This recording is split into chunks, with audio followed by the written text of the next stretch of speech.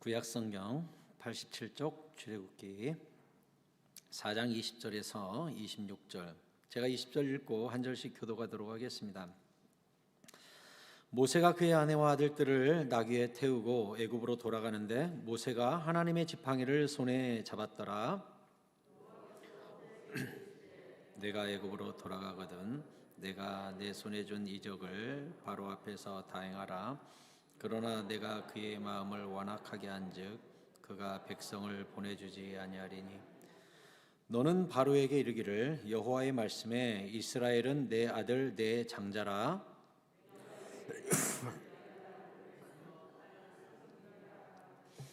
내가 보내주기를 거절하니 내가 내 아들 내 장자를 죽이리라 하셨다라 하시니라. 모세가 길을 가다가 숙소에 있을 때 여호와께서 그를 만나사 그를 죽이려 하신지라.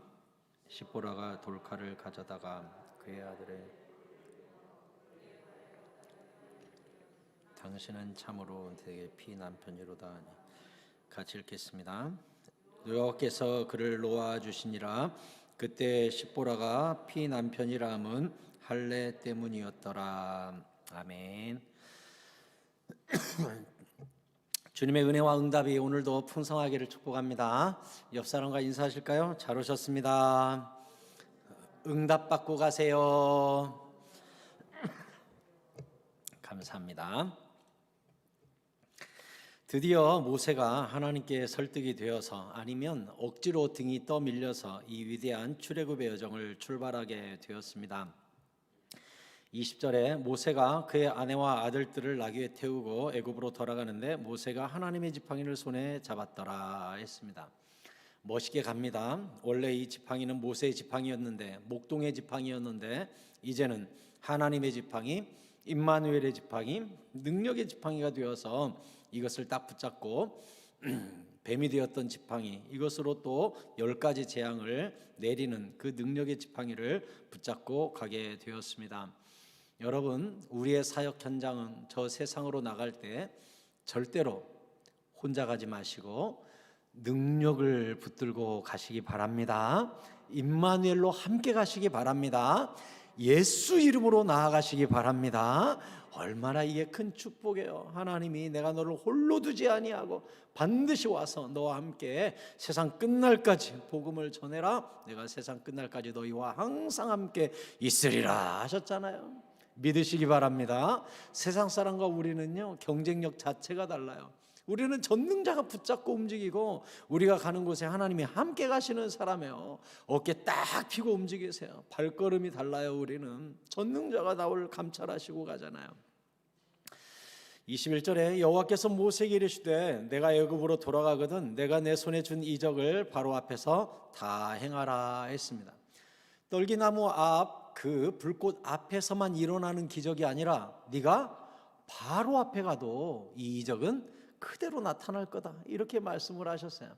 여러분, 우리가 교회에 있을 때는 뭐든지 될 것 같고 주의 음성도 들리고 할렐루야도 되고 힘도 생기는데 세상에 나아가면 바로 앞에 서면 어느덧 힘이 빠지고 능력이 없어지고 하나님은 여기까지 안 온 것 같고 이러잖아요. 아니에요. 바로 앞에서도 주님은 크신 능력으로 모세와 함께 하셨고 우리도 교회에서 큰 능력 받아서 기도 중에 큰 능력 받아서 회사에 가면, 가정에 가면, 이웃을 만나면, 누군가를 만나면 여호와께서 나와 함께 하신다면 거기에서도 얼마든지 이적과 표적이 나타남을 믿으시기 바랍니다. 믿고 가세요. 교회 안에만 계신 하나님 아니야. 온 우주의 통치자셔. 딱 붙잡고 가세요. 꼭 교회 안에만 계신 것처럼 착각하시는데 아니에요. 온 세상이 주님의 것이고 온 우주가 주님 손바닥에 있어요. 그러니 가정에서는 여호와 하나님이 가장이 되어주시고 일터에서는 하나님이 사장님이 되어주시고 우리에게는 또 건강을 주시는 의사가 되어주시고 회복을 주시는 치료자가 되어주시고 힘이 빠진 자에게는 새 힘을 주시는 하나님이 어떤 바로 앞에 서 있든지 이적을 행하실 수 있으세요. 여러분 앞에 어떤 바로가 있습니까? 지금 모세가 가장 두려워하는 그 바로, 이 바로가 나를 잡아 죽이는 거 아니야? 이스라엘을 안 놓아줄 텐데 내가 어떻게 싸워야 되나? 근데 하나님이 그 바로 앞에서도 내가 같이 갈 거다. 그 앞에서도 기적이 나타날 거다. 이렇게 말씀하셨잖아요. 여러분 마음속에 크고 두려워하는 그런 바로와 같은 존재가 뭐가 있습니까? 큰 산아 스룹바벨 앞에서 평지가 되리라. 아멘입니까? 큰 산 바로가 있고 깊은 골짜기가 있다 할지라도 여호와 하나님 앞에, 성령 앞에, 능력 앞에 평지가 되리라 선포하시기 바랍니다. 하나님 앞에서 그게 뭐라고? 안 그래요? 근데 우리에 보고 주님이 뭐라 그랬습니까? 너희가 기도하고 의심하지 않으면 이 산을 바다로 던지우라 하여도 그렇게 되었을 것이요 했어요. 그러면 이 큰 산을 평지가 만들기 위해 첫째는 주의 영이 나와 함께 하셔서 너의 힘과 너의 능이 아닌 힘도 아니요 능도 아니요 나의 영으로 되느니라 라고 말씀하신 여호와의 지팡이, 이 성령의 능력이 나와 함께 할 때 이 일이 이루어지는 거고, 두 번째는 내가 기도하고 의심하지 아니하면 그렇게 되리라 했어요. 그러면 오늘 밤 우리가 기도할 때 언제까지 기도하면 될까요? 내 안에 의심이 없어질 때까지. 아, 하나님이 큰 산 해치워 주시겠구나 믿어질 때까지 기도하는 거예요. 네. 여러분, 정주영 회장이 남긴 많은 유명한 말 중에 제일 유명한 말 있죠? 여러분 들어보셨어요? 이봐, 해봤어? 정주영 회장이 그 말을 평소에 잘했대요. 정주영 회장 자서전 읽어보면 이런 이야기가 나와요. 우리나라에서 정주영 회장이 이렇게 기업을 일으킬 때 잔디밭이 없었대요. 우리나라에. 동대문 운동장, 이런 운동장에 지금은 축구 경기하면 다 잔디가 있잖아요. 잔디가 없었대요 그때.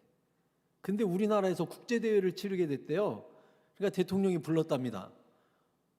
우리나라에 지금 잔디구장이 없는데 우리나라에서 국제 경기를 치르게 됐는데 해석 좀, 어떻게 해결 좀 하라고. 정주영 회장이 제가 하겠습니다 그러고 나왔대요. 그래서 골똘히 생각을 해가지고 회의를 주재하면서 잔디구장을 만들자고 했더니 임원들이랑 전부 온 사람들이 회장님 말이 되냐고, 잔디가 어딨고, 지금 이 계절에 추울 때인데 이 계절에 어디서 잔디를 가다가, 또 경기도 얼마 안 남았는데 언제 다 심어서 지금 씨를 뿌려도 날라 그러면 되도 안 한 이야기를 여기서 하시냐고. 정정이 이봐 해봤어? 그리고서 참 이 사람은 천재인 것 같아요. 그때가 보리가 이만큼 자랄 때래요. 보리를 갖다가 싹 심어가지고 국제 경기 할 때 딱 좋은 크기로 길러가지고 국제 경기를 치러냈다는 거예요. 천재 아닙니까? 잔디가 없으니까 잔디 비슷한 거라도 가져와, 보리 심어라 해가지고 운동장에다 보리를 심어가지고 그 보리 위에서 경기를 했다는 거예요. 그래가지고 다 놀랬답니다. 이 파란 잔디를 어디서 가져왔냐고. 보리란 얘기 한마디도 안 하고 그 경기를 치러냈다는 거예요. 보리를 심어가지고. 천재죠.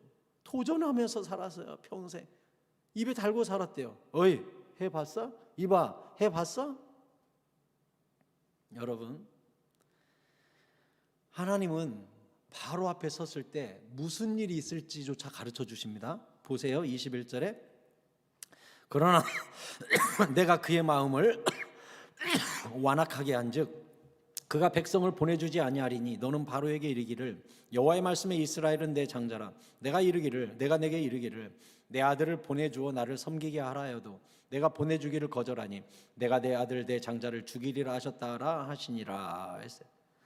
하나님이 바로가 쉽게 이스라엘 백성을 해방시켜 주지 않을 거라는 것도 알려주고 장자가 죽어야 해결된다는 것까지도 다 알려줬습니다.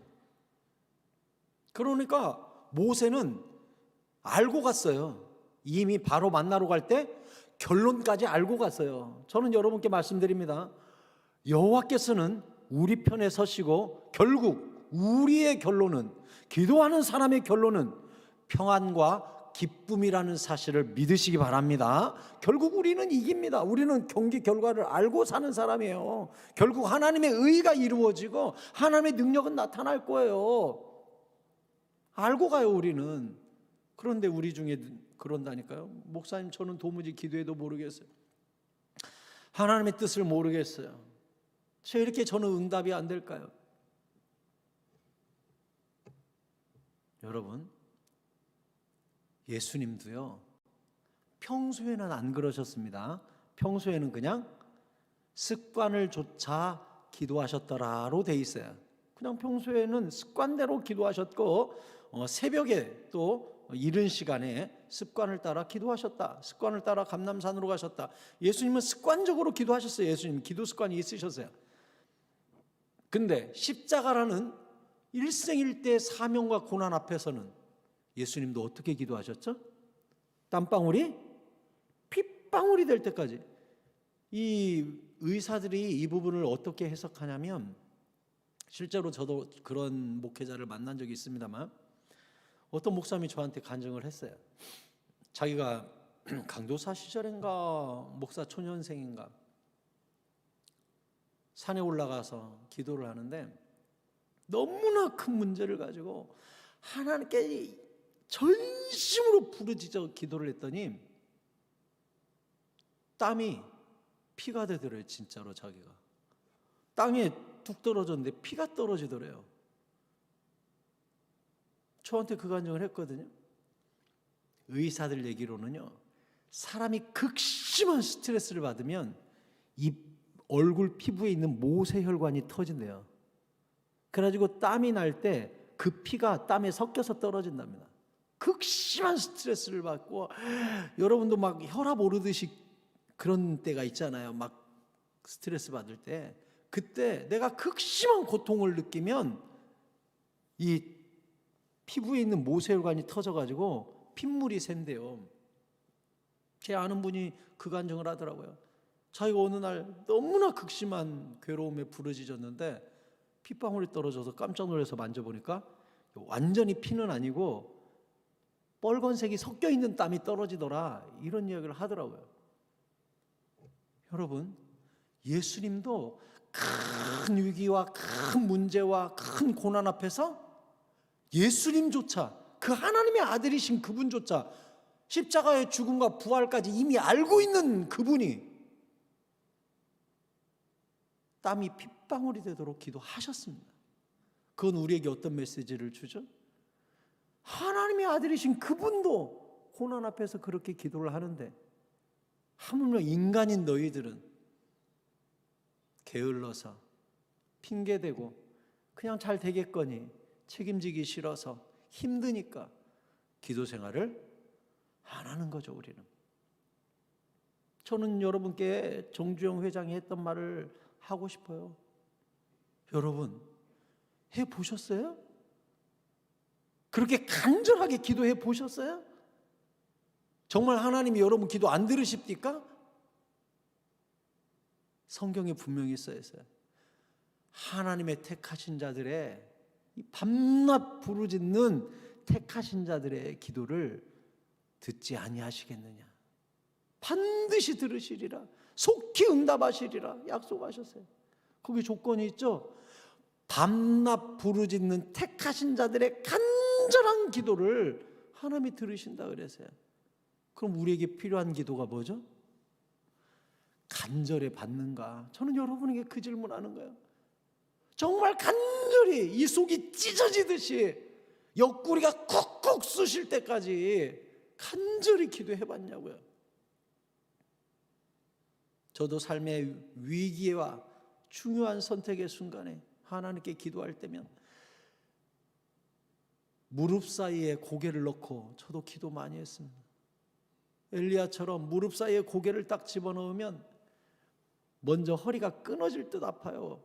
그래도 하나님이 이래야 응답하실 것 같으니까 무릎 사이에 머리를 집어넣고 쭉 기도하면 호흡도 가쁘고 옆구리가 얼마나 아픈지 송곳으로 쑤시는 것 같이 아파요. 부르짖어 기도하면 허리 아프지, 옆구리가 콕콕 쑤시지. 고개 숙이고 기도하니까 성대가 눌려가지고 목이 꽉 쉽니다.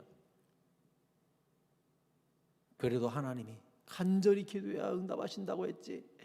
무릎 사이에 고개를 넣고 옆구리 쑤시고 허리가 아프고 목이 꽉 잠길 때까지 하나님 기도하는 거예요. 그렇게 간절히 기도한 날은요, 주님이 반드시 가르쳐 주세요. 바로가 이렇게 할 거다. 너는 이렇게 하면 된다. 걱정하지 마라. 다 가르쳐 줍니다. 다 가르쳐 주세요. 저는 사랑하는 우리 새사랑 성도님들께 다시 말씀드립니다. 여러분, 해보셨습니까? 해봤어요? 해보세요. 하나님이요, 모세에게 일일이 짚어주시고 알려주셨듯이 자세히 가르쳐 줍니다. 바로가 이렇게 할 거야. 너는 이렇게 하면 돼. 그 다음에 내가 이렇게 할게. 다 가르쳐줘요. 다윗은 안 그랬습니까? 하나님, 제가 어떻게 전장해야 됩니까? 사람 발소리가 날 거다. 뒤로 돌아가라. 기습을 해라. 야습해라. 하나님이 다 가르쳐줬습니다. 평생에 다윗은 백전백승이었어요. 왜? 하나님께 해답을 듣고 가는데, 작전을 다 듣고 가는데 어떻게 져요? 하나님이 다 가르쳐 주시는데. 우리 인생도 마찬가지예요. 지팡이를 잡았다는 것은 주님과 내가 하나가 됐다는 거예요. 연결이 되어 있다는 거예요. 주님이 나를 통치한다는 것이요, 주의 능력이 나를 붙잡고 있다는 것이에요. 그러기 위해서는 우리가 반드시 간절히 기도해야 돼요. 왜 이렇게 나는 잘 안 들릴까? 더 기도하라는 뜻이에요. 왜 이렇게 나는 혼란스러울까? 선명할 때까지 기도하라는 뜻이에요. 왜 도중에 일어섭니까? 왜 가담합니까? 기도 생활 그렇게 하는 거 안 해요. 왜 우리가 도중에 하다 말까요? 간절하지 않아서 그래요. 덜 배고파서 그래요. 정말 죽을 듯한 벽에 부딪혀 보십시오. 그때는 밥맛도 없고 금식하라고 누가 얘기하지 않아도 저절로 금식 기도가 돼요. 밥이 맛이 없는데 어떻게 밥 먹어가면서 기도를 합니까? 밥이 안 들어가는데 저절로 금식 기도를 하죠. 주여 나를 불쌍히 여겨달라고. 때가 되면 반드시 하나님이 알려주세요. 다시 여러분께 말씀드립니다. 해보시기 바랍니다. 해보세요. 누군가는 그렇게 주의 음성 듣고 선명하게 알고 가는데 왜 나는 안개 속을 더듬듯이 그렇게 인생을 살아야 됩니까? 그럴 필요가 없어요.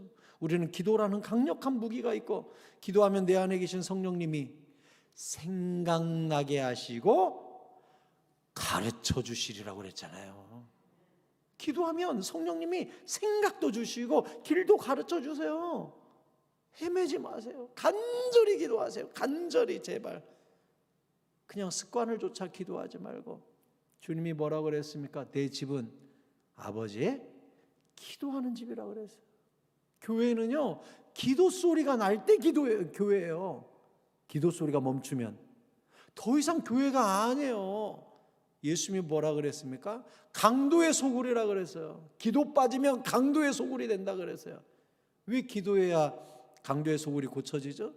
기도해야 주님이 임재하시고 이 아버지 집의 주인이 아버지가 되는 거예요. 기도해야 아버지의 통치가 임하고 여기가 주님의 나라가 되는 거예요. 할렐루야.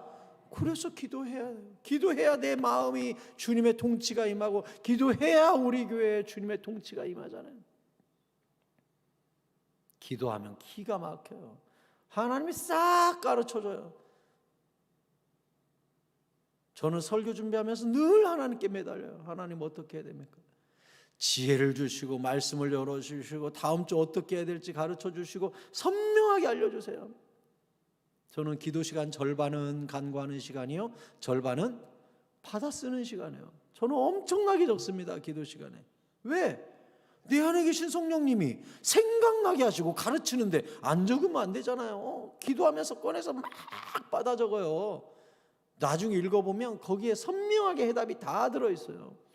제가 놓친 것 다 알려주세요. 하나님이. 내가 놓친 거, 내가 뭐 놓쳤구나. 기도할 때 다 성령님이 생각나게 해요. 야, 승보가 너 뭐 빠뜨렸어, 뭐가 다가오잖아, 뭔 이렇게 해야 돼. 다 질서를 잡아주세요.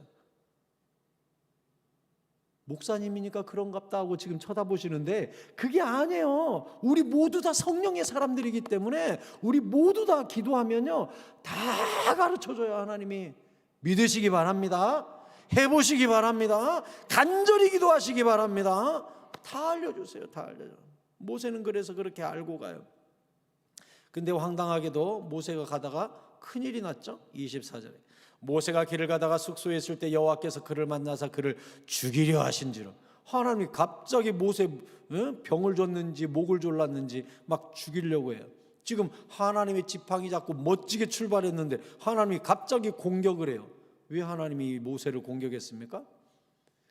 보니까 십보라는 그 해답을 알고 있는 것 같죠? 25절에 십보라가 돌칼을 가져다가 그의 아들의 포피를 베어 그의 발에 갖다 대며 이르되 당신은 참으로 내게 피 남편이로다 하니 여호와께서 그를 놓아주시니라. 그때 십보라가 피 남편이라 함은 할례 때문이었더라 했어요. 그때까지도 이 모세에게는 아들이 둘 있죠. 게르솜과 엘리에셀이라는 두 아들이 있습니다. 근데 여기에 아들의 포피를 베어하고서 아들이 단수로 나오는 것으로 보아 둘째 아들이에요. 둘째 아들이 이때까지도 할례를 행하지 않고 있었습니다. 그러니까 십보라가 모세가 죽으려고 하니까 얼른 둘째 엘리에셀 할례를 행해가지고 그 자른 가죽을 갖다가 모세한테 갖다 댔더니 하나님이 모세를 살려줬대요. 그러니까 십보라는 하나님이 모세를 죽이려고 한 이유를 알죠. 왜 알까요? 평소에 모세가 이야기를 한 겁니다. 엘리에셀 빨리 할례를 해야 된다고. 엘리에셀 할례를 행해야 할 날짜는 율법을 따라 태어난 지 8일입니다. 창세기 17장 10절에 보면 너희 중 남자는 다 할례를 받으라. 이것이 나와 너희와 너희 후손 사이에 지킬 내 언약이니라. 너희는 포피를 베어라. 이것이 나와 너희 사이의 언약의 표징이니라. 너희 대대로 모든 남자는 집에서 난 자나 또는 너희 자손이 아니라 이방 사람에게서 돈으로 산 자를 막론하고 난 지 8일 만에 할례를 받을 것이라. 너희 집에서 난 자든지 너희 돈으로 산 자든지 할례를 받아야 하리니 이는 내 언약이 너희 살에 있어 영원한 언약이 되려니와 할례를 받지 아니한 남자 곧 그 포피를 베지 아니한 자는 백성 중에서 끊어지리니 그가 내 언약을 배반하였음이라 했습니다. 아까 모세가 짐승에 두 자녀를 태우고 갔다고 한 걸로 보아 두 아들이 이 짐승에 탈 정도면 난지 8일은 훨씬 지났죠. 근데 그때까지도 엘리에셀을 할례를 행하지 않았습니다. 그러면 이걸 십보라가 하게끔 하나님이 만드셨죠. 그러면 십보라가 왜 이것을 문제를 알면서도 모세가 틀림없이 할례를 하자고 했는데 십보라가 하지 않다가 모세가 죽게 생겼으니까 그때서 지금 십보라가 할례를 행한 이유가 있겠죠. 그러면 왜 십보라는 둘째 아들 엘리에셀의 할례를 막았을까요? 출애굽기 2장 19절에 보면 이런 말씀이 있습니다. 모세와 십보라가 만나던 장면이죠. 그들이 이르되 한 애굽 사람이 우리를 목자들의 손에서 건져내고 우리를 위하여 물을 길어 양떼에게 먹였나이다. 아버지가 그들에게 이르되 그 사람이 어디 있느냐? 너희가 어찌하여 그 사람을 버려두고 왔느냐? 그를 청하여 음식을 대접하라 하였더라. 모세가 그와 동거하기를 기뻐하며 그가 그의 딸 십보라를 모세에게 주었더니 그가 아들을 낳으며 모세가 그의 이름을 게르솜이라 하여 이르되 내가 타국에서 나그네가 되었음이라 하였더라. 아멘. 여기 모세와 십보라의 만남은 장면이 이렇게 나오는데 우리가 중요한 단어를 알아야 되는 게 출애굽기 2장 19절 앞부분에 뭐라고 돼 있냐면 그들이 이르되 한 애굽 사람이 우리를 목자들의 손에서 건져냈습니다. 이렇게 이야기합니다. 그러니까 십보라가 모세를 처음 봤을 때는 어디 사람으로 본 거예요? 애굽 사람으로 본 거예요. 왜 애굽 사람으로 봤을까요? 일단 모세가 애굽의 궁궐에서 이제 막 탈출해 가지고 왔기 때문에 의복을 유대인의 의복으로 갈아입을 새도 없었습니다. 그러니까 신속히 도망쳐 나왔고 또 40년간 애굽 말을 쓰고 있었기 때문에 십보라를 만났을 때도 애굽 말을 썼고 생긴 것도 애굽이요, 복장도 애굽이니까 자기 아버지한테 가서 한 애굽 사람이 우리를 도와줬다고 했어요. 왜 그 사람 두고 왔냐 해가지고 나중에 결혼했습니다. 그러면 살다가 첫째 아들 할례를 행하고 둘째 아들 할례를 안 했는데 첫째 아들 할례를 행할 때 모세가 할례를 해야 되는 이유를 십보라에게 설명했습니다. 미디안 사람들은 이거 안 해요. 그런데 모세는 해야 된다고 하고 첫째 아들 게르솜을 할례를 했습니다. 그러면서 얘기했겠죠.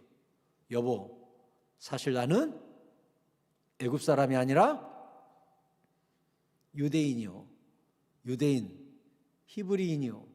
히브리인은 하나님과 언약 관계에 있는데 할례를 행하지 않으면 하나님과 언약에서 떨어지고 하나님이 그 사람을 공격한다고 했어. 절대 그러면 안 돼요. 하고서 할례를 했죠. 근데 그 당시 할례를 받은 유대인은 애굽에서 노예 생활을 하고 있습니다. 그러니까 그 당시 할례를 받으면 노예의 표징이에요. 노예의 표징. 둘째를 낳았습니다. 둘째를 낳고 할례를 행하자고 하니까 십보라가 싫다고 버팁니다. 이제 노예의 표징이니까. 첫째는 당신이 유대인으로 길렀을지 몰라도 둘째는 내 생각대로 좀 길러봅시다. 근데 이어서 하나님이 애굽으로 돌아가라는 거예요. 십보라한테 하나님 애굽으로 돌아가랍니다 하고 짐승 태워 갈 때 십보라 마음속에는 어떤 마음이 있어요? 우리 신랑이 40년 전에 나와 만나서 결혼할 때 애굽의 왕자의 복장을 가지고 나랑 와서 결혼을 했는데 드디어 40년 만에 애굽으로 돌아가는데 왕이 되나 보다. 게다가 하나님이 도와준댄다. 거기서 바로를 혼내준댄다. 우와, 왕이 될 수도 있겠네. 왜? 애굽 시절 이야기를 모세가 40년간 안 했겠어요? 내가 그때는 왕이 서열 1위, 2위였는데 그때 애굽에서는 이랬고 저랬고 하면서 옛날 이야기 안 했겠어요?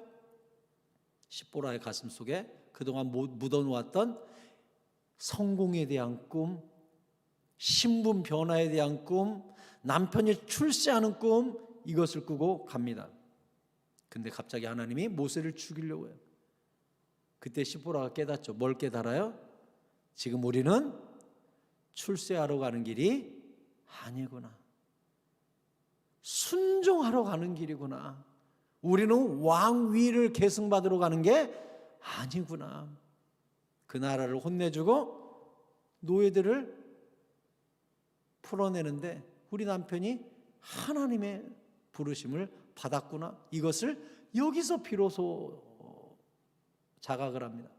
그래서 당신은 내 피남편이라 돼 있는데 이 남편이라는 단어를 이 히브리 원문으로 해석해 보면 우리 성경에는 당신은 피남편이라 이렇게 돼 있는데 원래 히브리어는 뭐라고 돼 있냐?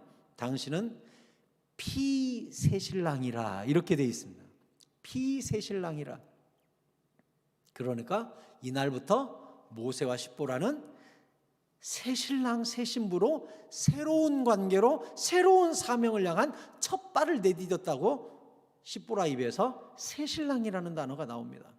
당신 오늘 보니까 나와 새로운 관계와 하나님과 새로운 관계로 새로운 삶을 시작하는 그 첫날이 오늘이군요. 당신은 새신랑입니다 라고 이날 그렇게 고백을 하거든요.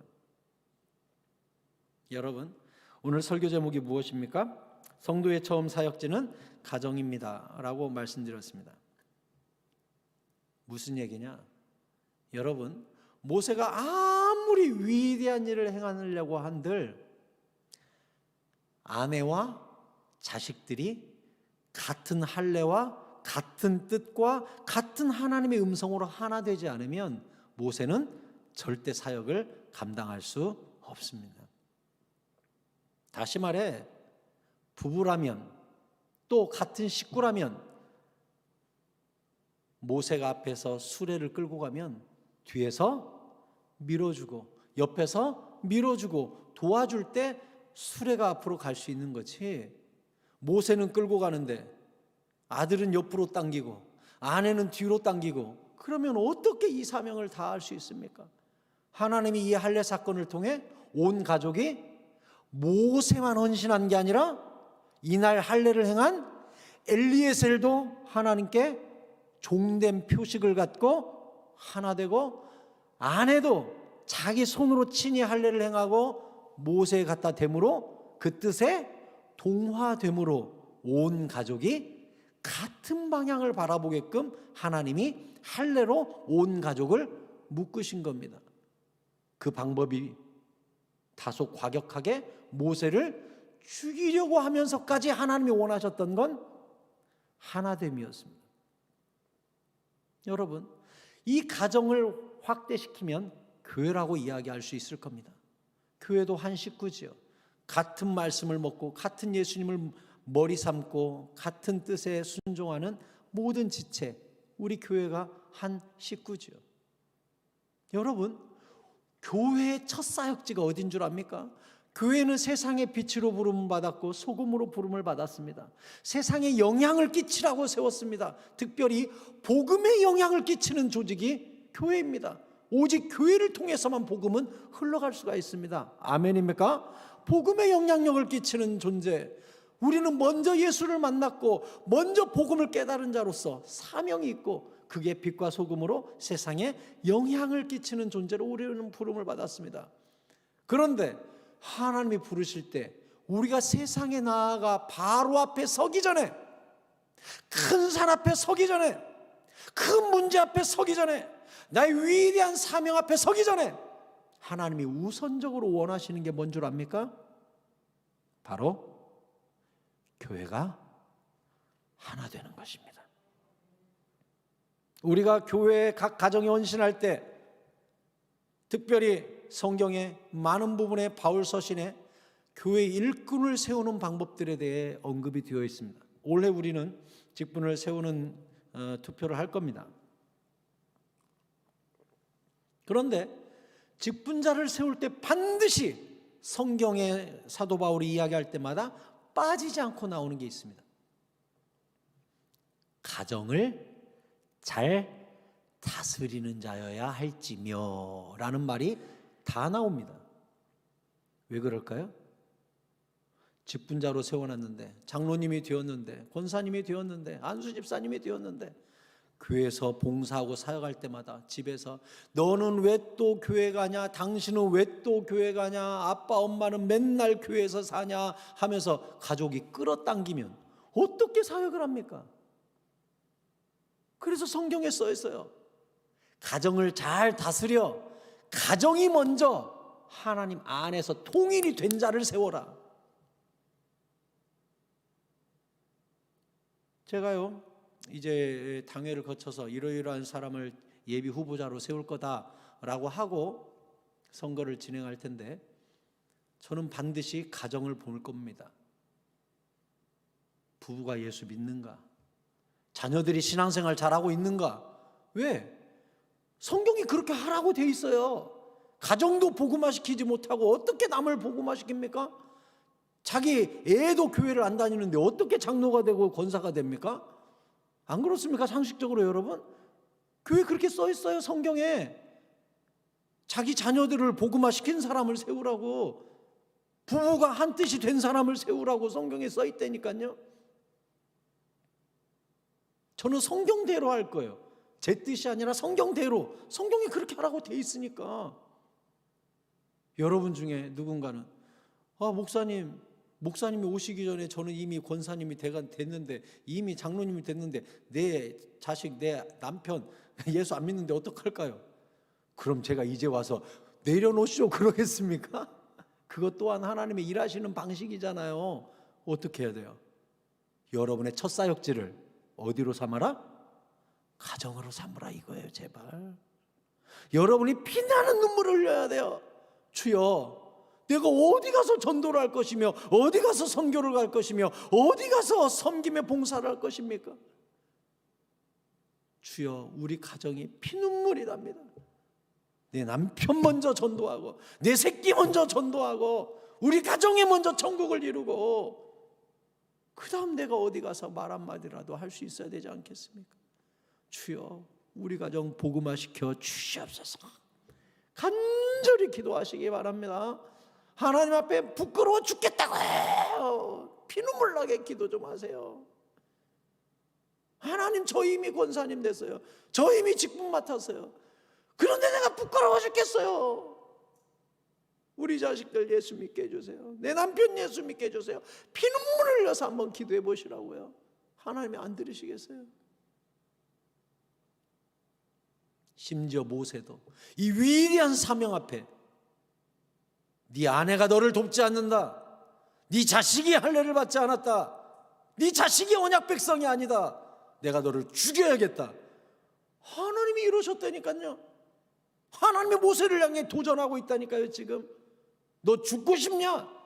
사명 감당하기 전에 죽을래? 하나님이 지금 모세를 향해 도전하고 있잖아요. 하나님이 원하신 게 뭐예요? 네 가정이 복음화되고, 네 가정이 헌신되고, 네 가정이 할례받고, 네 아내가 너의 조력자가 되고, 그래도 시원찮은데 아내는 땅꿈을 꾸면서 애굽에 가고, 자식은 할례도 못 받았고, 그러고도 네가 애굽을 구원해? 네가 60만 명의 리더가 돼? 네 가정도 제대로 다스리지 못하면서 네가 이 사명을 감당한다고?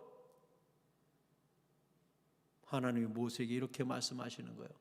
네 가정이 먼저 사명 안에서 같은 생각, 같은 뜻, 같은 말로 하나 되어야 네가 가정의 힘을 받아서, 가정의 동역으로 말미암아, 가정의 기도로 말미암아 내가 너를 쓸 수 있다. 그것을 보여주고 있는 거예요. 여러분, 이건 그냥 해도 좋고 안 해도 좋고가 아니라 영적 질서 차원에서 접근을 하셔야 돼요. 여러분, 여러분의 간절한 기도 제목 중에 가장 우선순위 제일 앞에 가정의 일치, 복음 안에서의 일치, 구원 안에서의 일치, 말씀 안에서의 한 뜻, 한 말, 한 생각으로 하나됨을 위해 간절히 기도하시기 바랍니다. 또한 아까도 말씀드렸듯이 교회 또한 한 확장된 가정으로서 우리 교회가 하나님께 쓰임받기 위해서는 가장 우선시돼야 되는 게 있는데, 교회가 말씀 안에서, 은혜 안에서, 성령 안에서 하나가 되어야 합니다.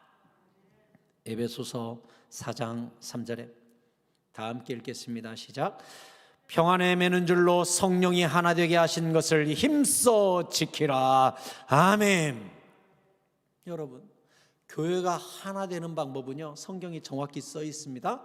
성령이 하나 되게 하신다고 써 있습니다. 다시 말해, 우리 모두가 성령 충만할 때 성령의 생각과 성령의 계획과 말씀 안에서 하나 되는 거거든요. 그러면 하나가 되지 않는 모임, 일치가 안 되는 모임은 어떤 문제가 있어서 교회 안에 조직들이 하나 되지 않을까요? 이 말씀으로 유추해 보건대, 에베소서 4장 3절 말씀으로 유추해 보건대 어떤 문제가 있나요? 성령 충만하지 않는 공동체가 나누어진다는 걸 알 수 있어요. 그러면 왜 성령 충만한 공동체는 하나가 될까요? 우리 모두 다 개성이 다르거든요. 경험도 다르거든요. 신앙의 연차도 다르거든요. 직분도 다 다르거든요. 근데 어떻게 우리가 하나 됩니까? 여러분, 성령은 불이라 그랬습니다. 뜨거운 용광로입니다. 성령의 불구덩이에, 성령의 이 풀무불같이 뜨거운 불에 금, 은, 놋 여러 가지 넣어서 한번 저어보십시오. 어떻게 되나? 녹아서 하나가 됩니다. 그 안에. 그래서 제가요, 한동안 휴대폰 첫 화면에 뭐라고 써놓은 줄 압니까? 더 뜨거워야 하나 된다. 이렇게 적어놨어요. 작년에 제가 한동안 그렇게 적어놨어요. 제 휴대폰에. 올해는 제가 또 바꿨습니다. 올해는 1월 1일부로 제 휴대폰 화면에다가 채움, 넘침 이렇게 딱 2개 적어놨습니다. 그래서 올 한 해 우리 표어 충만, 흘러넘치는 은혜 해서 채움과 넘침에 대해 내가 늘 묵상하려고 휴대폰 첫 화면에 채움, 넘침 적어놓고 볼 때마다 쭉 우리 교회가 채워주세요, 넘치게 해주세요, 충만하게 해주세요, 흘러가게 해주세요. 이제 화면 볼 때마다 기도하려고 적어놨어요. 근데 작년까지는 제가 뭐라고 적어놨냐? 더 뜨거워야 된다. 온도를 높여라. 적어놨어요. 온도를 높여라. 온도가 올라가면 누구나 그 안에서 녹아져서 하나 될 테니까. 그래서 제가 작년 내내 내가 뜨거우면, 말씀이 뜨거우면, 은혜가 뜨거우면, 성령이 뜨거우면 그 공동체는 하나가 될 거다 이렇게 생각을 했어요. 우리 교회가 그러면 하나가 될 거다. 내가 더 뜨겁자, 내가 더 기도하자, 내가 더 은혜로 온도를 올리자. 그러면 우리 교회가 하나 될 거다. 그렇게 믿고 1년 내내 그렇게 적어놨어요. 온도를 높여라, 온도를 높여라 적어놨어요. 사랑하는 성도 여러분, 저 혼자 막 불때고 저 혼자 모세처럼 부름받은 그런 사람이 아니라 여러분 모두가 할례 받은 엘리에셀처럼, 또한 할례를 행한 십보라처럼 모세가 가는 길에, 담임 목사님이 하는 일에, 교회 리더들이 결정한 일에, 당회가 가는 길에, 또 우리 공동체 목자와 장과 부서장들이 결정한 일들에 그들이 죄가 아니라면, 기도하고 결정했다면 같은 성령 안에서 같은 뜻으로 힘을 합쳐주시기 바랍니다. 하나님이 그걸 기뻐하세요. 누가 하나됨을 만들 수 있죠? 성령 받은 사람, 그리고 겸손한 사람이 하나로 만들어요. 겸손한 사람이. 똑똑한 사람 많으면요 절대 하나 되지 않아요. 그런데 예수님의 온유와 겸손을 배워서, 예수님 뭐라 그랬어요? 너는 내게 배우라.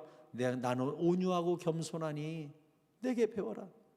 십자가를 지고 나를 따를 것이니라. 십자가를 지고 주님을 따른다는 것은 무슨 뜻입니까? 날마다 내가 죽는다는 거죠. 그래서 십자가 지고 날마다 죽는 겸손한 사람들, 내 뜻을 십자가에 못 박고 주님 뜻이 이루어지기를 원하는 사람들이 모인 공동체는 하나가 돼요. 그런데 십자가 안 져요. 내가 고집이 있지, 내가 똑똑한데, 나는 알아 하면서 십자가 지지 않고 나의 뜻과 나의 계획을 고집하면 그 공동체는 시끄러워요. 하나 되지 않아요. 뭐든지 기도하고 결정하고 성령으로 결정하고 뜨겁게 결정하면 하나가 되고, 그 뜨겁게 만드신 성령님이 또한 책임을 지십니다. 건강한 교회는 바로 그거예요. 여러분이 우리 여전도회는 왜 하나가 안 되지? 우리 목장은 왜 하나가 안 되지? 우리 모임은 왜 하나가 안 되지? 라고 혹시라도 신앙생활하다가 느껴지는 게 있거든. 제가 했던 말 기억하세요. 뜨거우면 돼 생각을 하세요. 뜨거우면 녹아지니까 하나가 될 수 있어요. 국도 마찬가지예요. 여러분 오늘 무슨 국 끓여 먹고 오셨어요? 콩나물국? 된장국? 된장국을 끓인다고 합시다. 호박을 썰고 감자를 썰고 팽이버섯도 올리고 이 양파도 넣고 된장도 풀고, 그 상태에서 잘 섞어가지고 떠먹으면 맛있어요? 소금도 넣고 막 간 맞췄어, 막 새우젓도 넣고 휘휘 저어서 훌럭 먹으면 맛있어요? 맛이 없어요. 언제 맛있어지죠? 끓여야 맛있어져요. 우리도 마찬가지예요.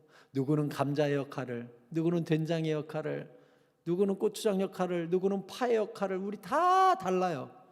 그런데 우리가 언제 하나 돼요? 우리가 끓여줘야 하나가 되는 거예요. 그래야 맛있는 사람이 되는 거예요.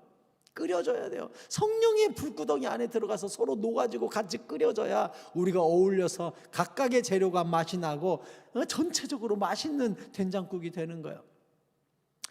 집에 가서 끓여 먹어야겠다. 저는 우리 교회가 성령의 불 안에서 뜨거운 교회가 되어 하나가 될 수 있기를 바랍니다. 그리고 교회의 뜻과 목사님의 뜻이 딱 비전이 나오면, 오늘 대표기도 하신 우리 집사님도 그랬잖아요. 주여, 올 한 해 우리가 충만 흘러넘치는 은혜라는 이 비전을 주님이 주셨으니 우리가 같은 뜻으로 가게 해달라. 얼마나 좋은 기도예요, 그렇죠?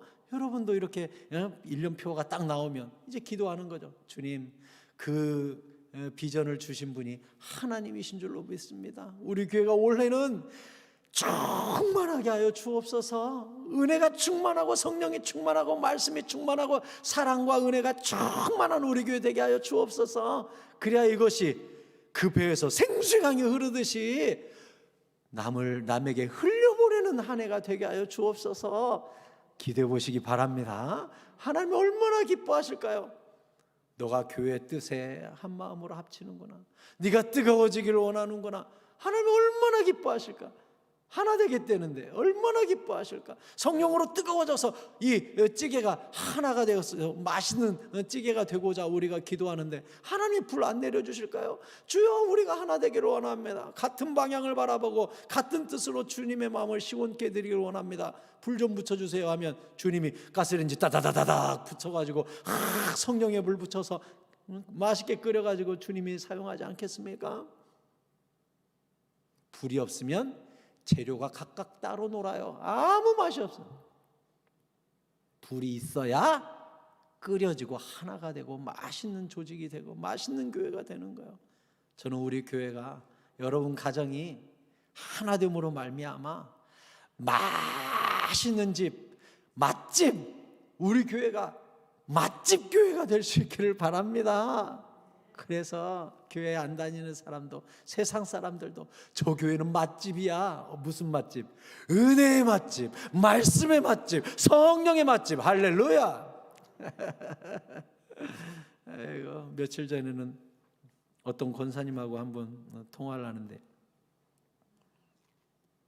그 권사님이 저보고 그래요. 목사님, 나는 우리 교회가 너무 좋아요. 저하고 맞춘 교회인 것 같아요.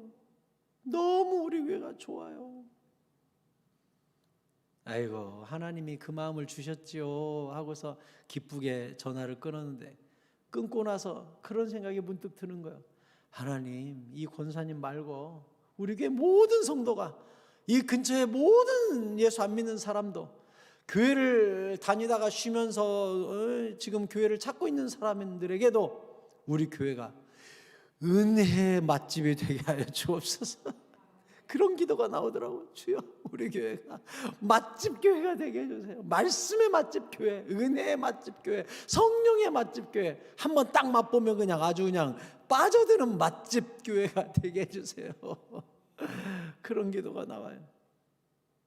사랑하는 성도 여러분, 여러분께 기도 부탁드리겠습니다. 우리 교회가 맛있는 교회, 성령의 맛이 한번 맛보면 헤어나올 수 없는 은혜의 맛집 교회가 될 수 있기를 여러분이 기도해 주시고, 또한 뜨거운 교회, 하나 되는 교회 만드셔서 모세 따로, 엘리에셀 따로, 십보라 따로 이러지 말고 모세를 부르시는 하나님의 음성 앞에 십보라도 힘을 합치고 엘리에셀도 힘을 합치고 게르솜도 힘을 합치고 해가지고 그 길에 힘을 내어서 한마음 한뜻으로 전진할 수 있도록 온 가족을 하나 만드셨던 것처럼 우리 교회도, 여러분의 가정도 은혜와 말씀과 복음 안에서 하나됨으로 말미암아 하나님 사역의 시온의 대로가 열리고 열매가 풍성한 2023년이 되기를 바랍니다. 아울러 아직 하나 되지 못함으로 말미암아 안타까워하고 있는 성도님들이 계시다면 여러분의 가정 가운데 성령의 불이 임하시고 말씀의 불이 임하셔서 예수 안 믿는 남편, 예수 안 믿는 자녀, 예수 안 믿는 식구들, 예수 안 믿는 일가 친척들이 복음화되는 원년이 2023년이 될 수 있기를 예수 그리스도의 이름으로 축복합니다. 성령의 불이여 임하여 주시옵고 모든 어둠은 떠나갈지어다. 올 2023년이 여러분에게 큰 은혜와 하나 되는 회복의 한 해가 될 수 있기를 예수 그리스도의 이름으로 간절히 축복합니다. 우리 같이 찬양하고 기도할까요? 내는 주의 영광을 보내.